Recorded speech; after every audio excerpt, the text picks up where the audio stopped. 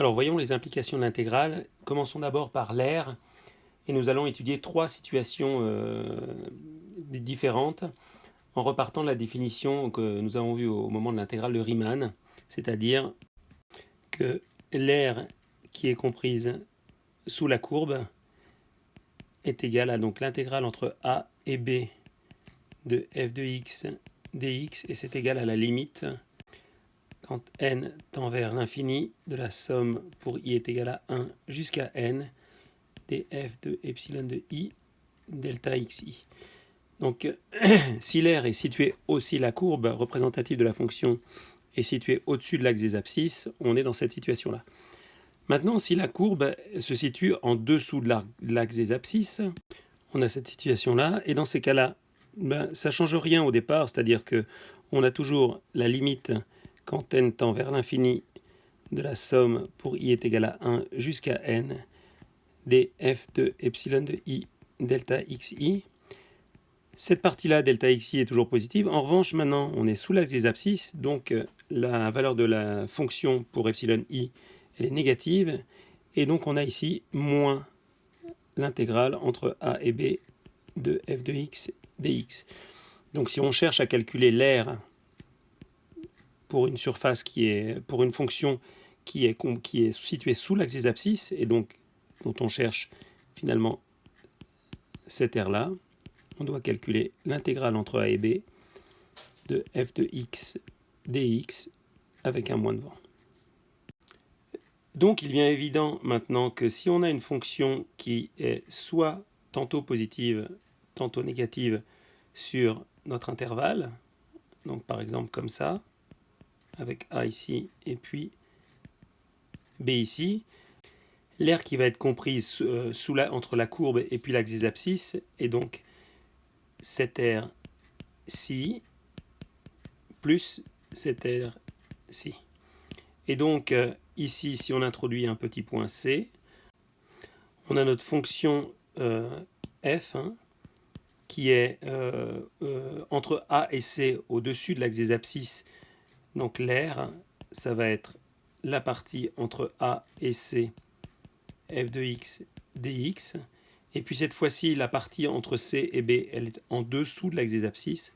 Donc moins l'aire entre C et B de f de x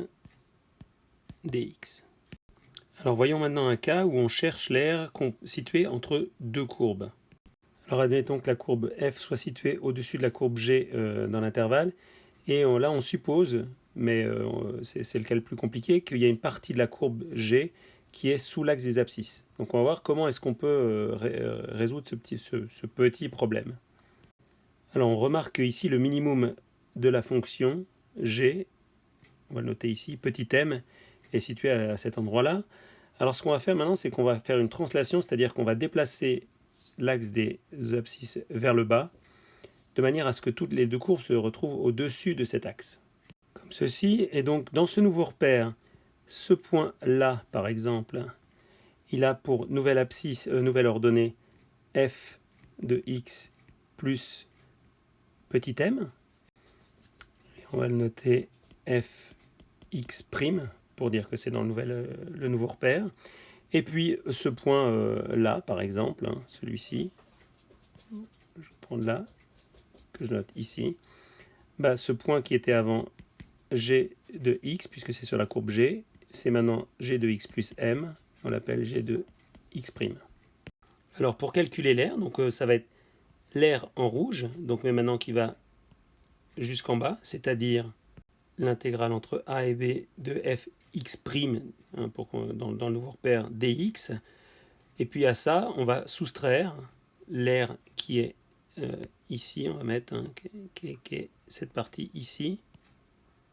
la partie bleue que j'enlève ici, et donc cette aire-là, moins l'aire entre A et B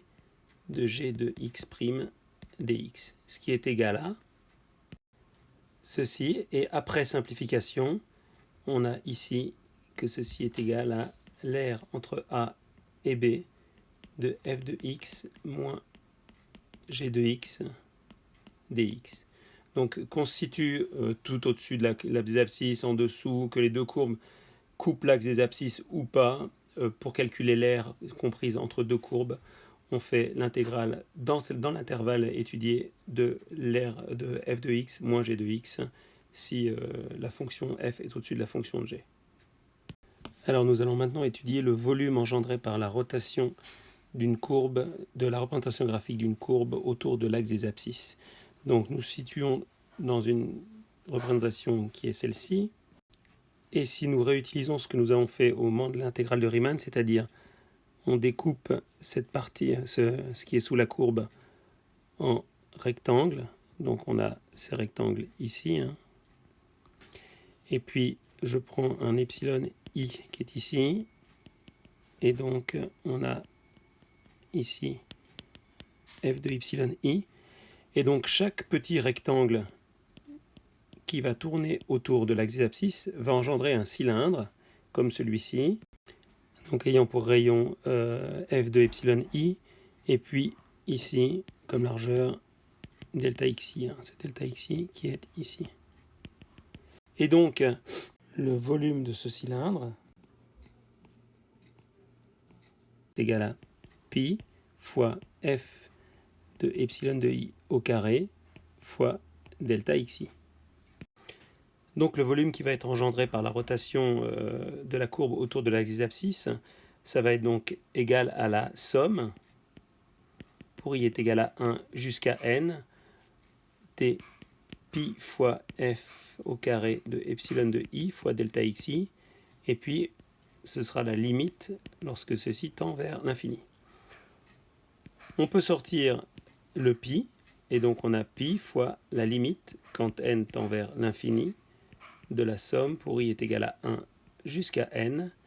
df de epsilon i au carré delta xi. Et si on pose une fonction juste pour écrire qui est la fonction g de x qui serait égale à f carré de x,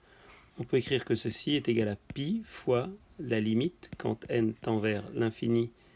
de la somme pour i est égal à 1 jusqu'à n d